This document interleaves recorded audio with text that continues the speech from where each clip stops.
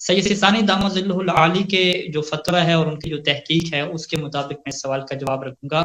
کہ یہاں پہ ہمارے سامنے کیا ہے، دو طرح کی چیزیں ہیں. ایک ہے کہ ایک وہ جو سر ہے جو انسان لگا رہا ہے، یعنی اس کا تعلق ہے انسان کی اپنے جو منہ سے ہے، کہ انسان جس طرح ہم گفتگو کر رہے ہیں ایک سر ہے کہ جو انسان کیا اپنی زبان سے اور اپنے منہ کے ذریعے سے اور اپنے گلے سے کیا نکال رہا ہے.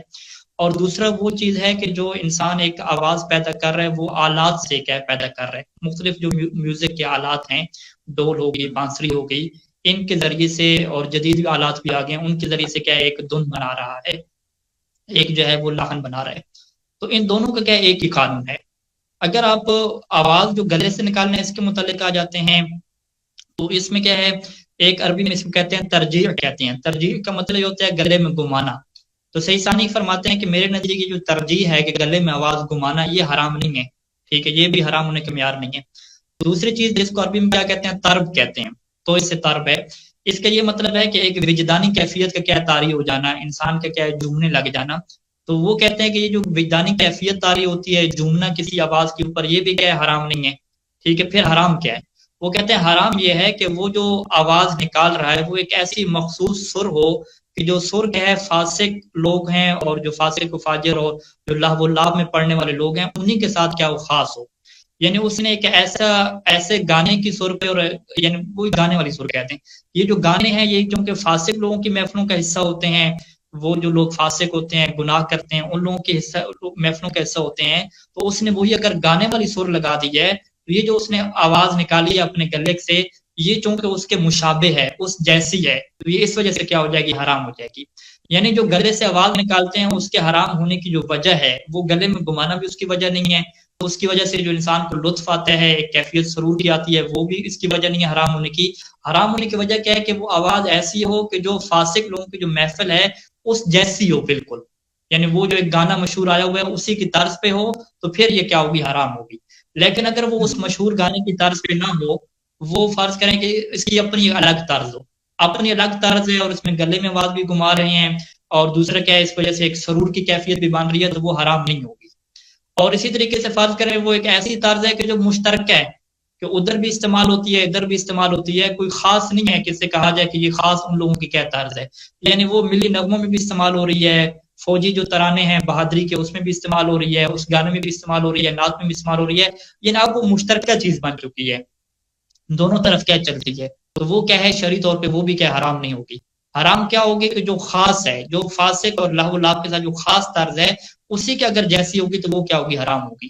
اور بالکل یہی قانون کیا ہے اس آواز کا بھی ہے کہ جو آلات سے کیا پیدا کی جاتی ہے، ڈول سے اور بانسری سے کیا پیدا کی جاتی ہے. کیونکہ جو ڈول اور بانسری ہے یہ اب بھی کیا ہے، یہ خاص نہیں رہے، یہ فقط فاسق کی محفلوں کے ساتھ کیا خاص نہیں رہے. اب اس کے ذریعے سے کیا ہے فوجی بینڈ میں بھی استعمال ہو رہے ہیں، ملی نغموں میں بھی استعمال ہو رہے ہیں. تو یہ اسے کہتے ہیں کہ آلات لہو و لعب اب یہ نہیں رہے، یعنی فقط ایک فاسق محفلوں کے یہ آلات بن گئے، ایسا نہیں ہے. یعنی یہ چھری کی طرح ہو گئے ہیں، ایک جو ہے وہ اصلی کی طرح ہو گئے ہیں. اب یہ جو چھری ہے اس چھری سے آپ حلال کام بھی کر سکتے ہیں کہ آپ فروٹ وغیرہ کاٹیں، سبزیاں کاٹیں، اور حرام کام بھی کر سکتے ہیں کہ کسی کو اس کی وجہ سے نقصان پہنچائیں. تو اب ڈول اور بانسری کی حیثیت بھی جو ہے وہ معاشرے میں یہ رہ گئی ہے کہ اس کو جو ہے وہ ہر طرف کیا استعمال کیا جا رہا ہے. تو جب ہر طرف استعمال کیا جا رہا ہے تو اب معاشرے کے اندر اس کے اوپر جو آلات لہو و لعب ہے کہ فقط یہ فاسق محفلوں کے آلات ہیں، یہ والا اس کے اوپر عنوان کی حیثیت نہیں کرتا، یہ والا اس کا کیا ہے رتبہ نہیں رہتا. تو اب معیار کیا ہوگا، اب معیار یہ ہوگا کہ آپ نے ڈول کس طرز پہ بجایا، وہ بانسری کس طرز پہ بجائی، وہ آلات کا آپ نے کس طرح سے استعمال کیا. اب اگر آپ نے اس کا استعمال کیا اور ایک ایسی دھن بنائی، ایک ایسی جو ہے وہ آپ نے اس کی لیرکس بنائی اور ایک ایسی چیز آپ نے بنائی کہ جو بالکل جو ہے وہ فاسق لوگوں کی مشابہ ہے، کہ جو فاسق لوگوں کی محفلوں کی طرح ہے، جس طریقے سے فاسق لوگوں کے گانوں کی دھنیں ہیں، جس طریقے سے ان کا جو بےہودہ کلام ہے، ان کی جو طرز ہے، ان کا جو میوزک ہے، یہ بالکل سیم میوزک ہے، کوئی اس میں فرق نہیں ہے. اگر یہ والا اس میں سسٹم آ گیا کہ آپ جو میوزک بنا رہے ہیں وہ بالکل ان کے میوزک جیسا ہے تو پھر یہ کیا ہو جائے گا، حرام ہو جائے گا.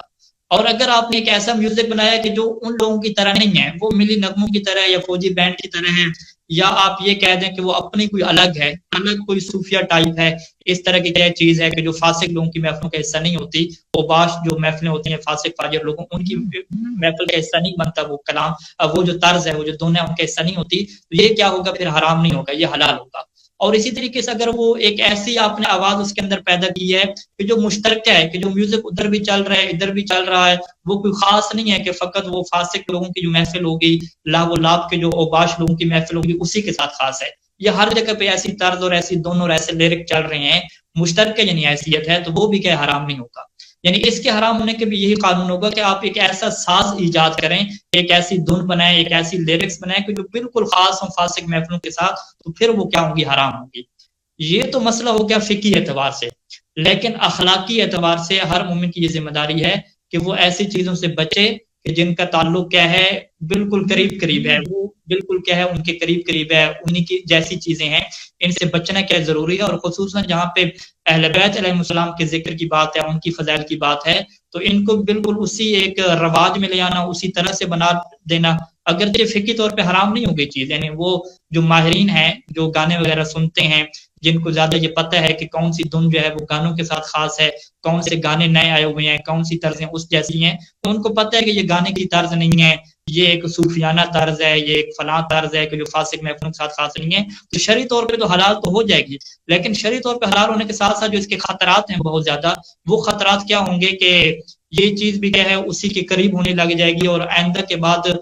اگر گانا پیش کیا جائے گا تو اس گانے کی جگہ سے ایک منقبت کو بھی کیا گایا جا رہا ہوگا، قصیدے کو بھی جو ہے وہ گانا کہہ دیں گے لوگ، اور سب کو جو ہے وہ سانگز کہا جائے گا، اور ایک طرح سے ایک جو فرق ہے، ایک جو تقدس کا فرق ہے، یہ کیا ہو جائے گا؟ ختم ہو جائے گا۔ یعنی مومنین کو یہ سمجھنا چاہیے کہ ہر جائز کام اور ہر حلال کام کرنا ضروری نہیں ہوتا، بعض کا اہل بیت علیہ السلام کے ذکر کو بچانے کی خاطر اور ان کی ایک اہمیت اور تقدس کو بحال رکھنے کی خاطر ہم بہت سارے کیا ہے جائز کام نہیں کرتے۔ اب آپ فقط حلال اور جائز کے اوپر رہ جائیں تو پھر تو بہت ساری مثالیں عجیب و غریب سی آتی ہیں کہ یہ بھی پھر جائز ہے، یہ بھی جائز ہے، یہ بھی جائز ہے، تو یہ کام بھی آپ کرنے لگ جاؤ، تو اس کا یہ مطلب نہیں ہوتا کہ آپ جائز کام بھی کرنے لگ جاؤ۔ تو لہٰذا فقہی حکم پہلے جو میں نے بیان کر دیا وہ الگ ہے، آپ اس کی بنا پہ کسی کو یہ نہیں کہہ سکتے کہ اس نے حرام کام کیا ہے اگر وہ ان شرائط کے مطابق حلال کر رہا ہے، لیکن اس کے باوجود اس سے آپ نصیحت کر سکتے ہیں کہ بھائی ایسا کام آپ نہ کریں جس کی وجہ سے